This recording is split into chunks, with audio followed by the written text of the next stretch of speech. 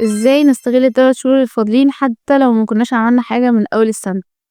هنعرف في الفيديو ده إن شاء الله. أول حاجة محتاجين نعملها هو إن إحنا نعرف إحنا فين في الحياة دلوقتي، إيه وضعنا الحالي، إيه الموارد اللي عندي، أنا مين دلوقتي. فأنا هاقعد مع نفسي ورقة وقلم، أنا علياء دلوقتي، إيه الصفات بتاع علياء دلوقتي كلها السلبية والإيجابية.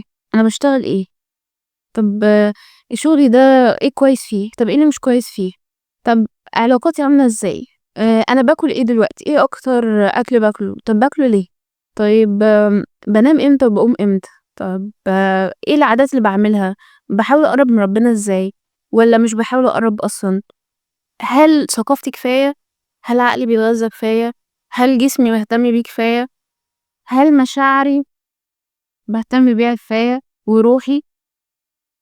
فأول حاجة لازم نعرف إحنا مين أصلًا، دي أنا دلوقتي، أنا عاوزة أروح فين، الشخص اللي أنا عاوزة أكونه ده هيكون عامل إزاي، إيه الفجوة ما بيني وبينه، إيه اللي أقدر أعمله دلوقتي عشان أوصل له.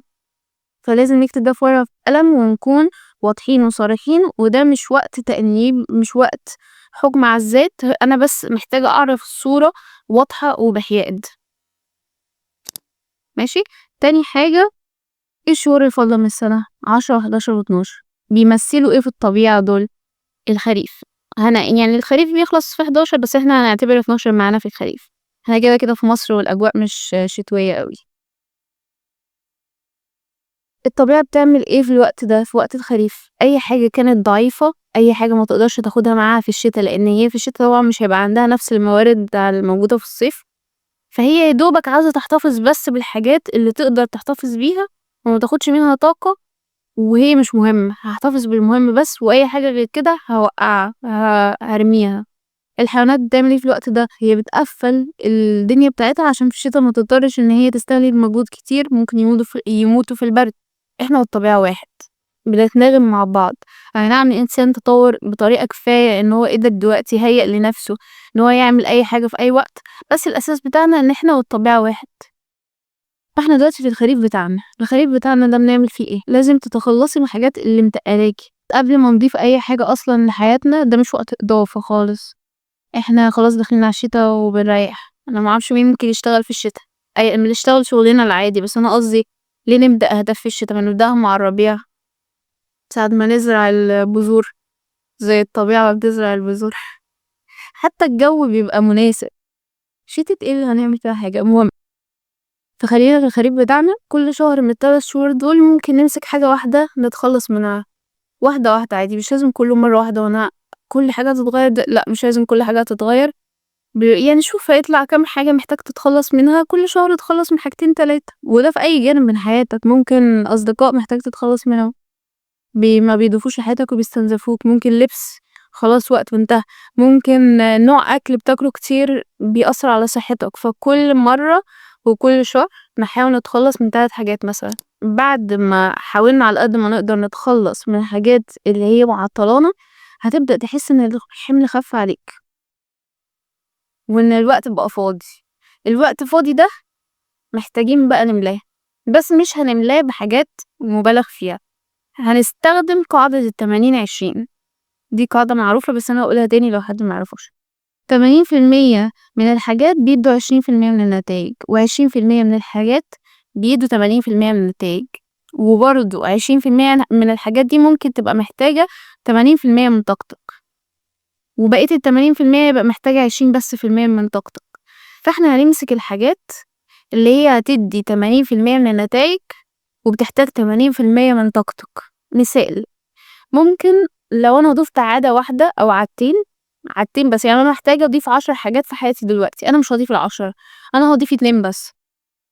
ال2 دول هيبقى محتاجين 80% من الطاقة بتاعتي وهيدّوا 80% من النتايج عشان أنا لو عملتهم كل حاجة هتبقى زي الpuzzle كده بتيجي في مكانها، مش هاحتاج أصلًا أعمل مجهود تاني. لو أنا صحيت بدري over، يعني مثلًا صحيت الفجر، ده محتاج 80% من الطاقة بتاعتي، بس أنا لو صحيت الفجر ونمت بدري، بقية الحاجات في خلال اليوم هتتحط في مكانها بشكل صحيح، مش محتاجة أصلًا أعمل لها مجهود.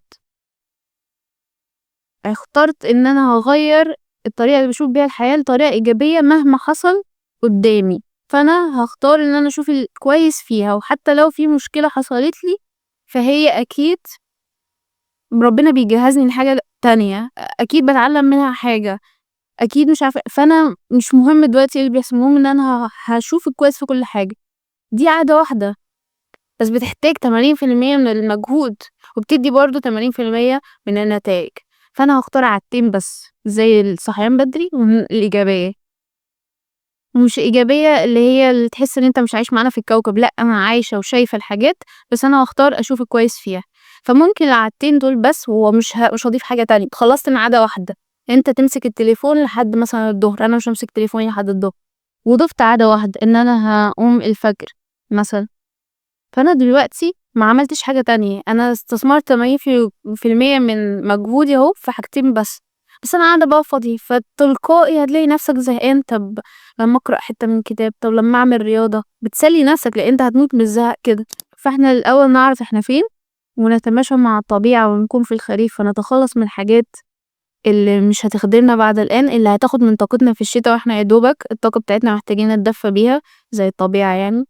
وهنضيف حاجة بسيطة جدًا، اللي هي عادة أو 2 maximum بس هي اللي هتدّيك الفرق الكبير في النتايج، إحنا ما فيش حد بيجري ورانا كلّه إن شاء الله هيحصل بكرم ربنا وبتوقيته، بس إحنا هنحاول، فنبدأ بالعادات البسيطة دي وإن شاء الله لو التزمتوا عليها خلال ال3 شهور دول، هيبقى عندكم صورة واضحة عن أنتم مين وعاوزين تروحوا فين، ومع الوقت هتوصلوا، مش لازم توصلوا خلال ال3 شهور دول، بس على الأقل بنبدأ، اللي هي البداية خالص.